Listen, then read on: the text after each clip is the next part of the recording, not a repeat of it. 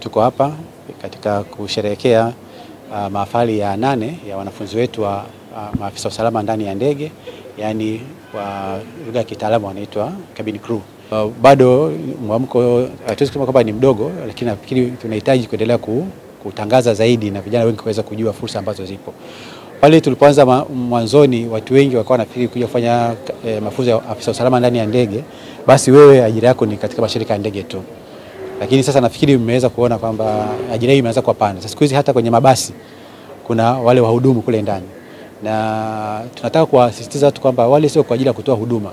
Wale ni katika kuhakikisha kwamba usalama wako unapotumia vile vyombo unazingatiwa, na pale inapotokea chochote kile basi wao wanakuwa wako tayari kuweza kuwasaidia na kuhakikisha kwamba abiria wote wanakuwa salama kila wakati.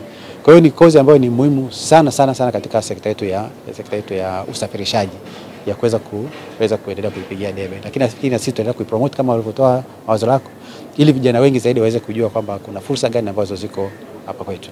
Lakini pamoja na hayo, tumeona uwekezaji mkubwa sana umefanya hapa nchini, hasa katika shirika letu la ndege ya Tanzania. Tumeona ndege zimekuja, kwa hiyo ina maana wale nao watahitaji watu wengi sana.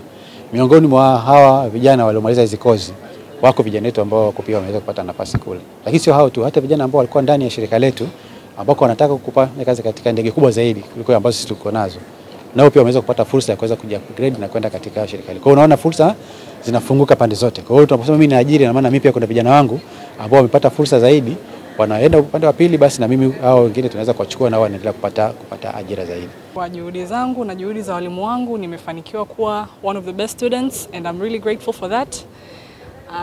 Chuo kwa kweli ni kizuri sana. Like, the teachers are so dedicated, wanakufundisha vizuri, wanahakikisha kwamba umeelewa.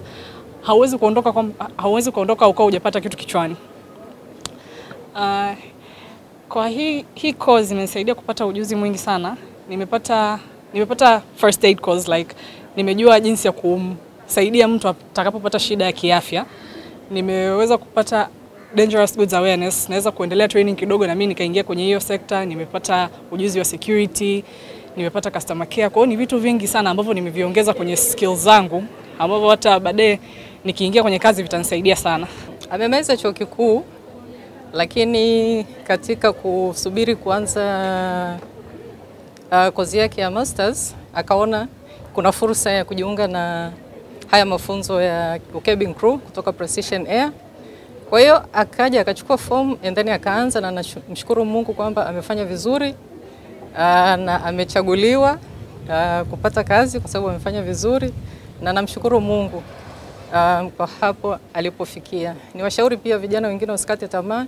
Mtaani inawezekana pia hakuna ajira, lakini wajitahidi kuchukua fursa iliyopo, yani wasichague kozi, wasichague pia kazi ya kufanya, ili waweze kujiendeleza kwa kile ambacho kipo na watafanikiwa. Kwa hiyo wasichague kazi, wajitahidi kufanya kwa bidii.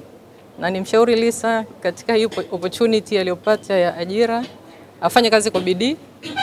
Mkurugenzi pale alisema kwamba watakuwa kama ni vioo vya shirika, na wawe na nidhamu ya kazi, wajitume, na atakuwa hapa alipo. Hapa ni mwanzo tu kaanza, naamini atafanya vizuri na atashika pia position kubwa za katika shirika au sehemu nyingine.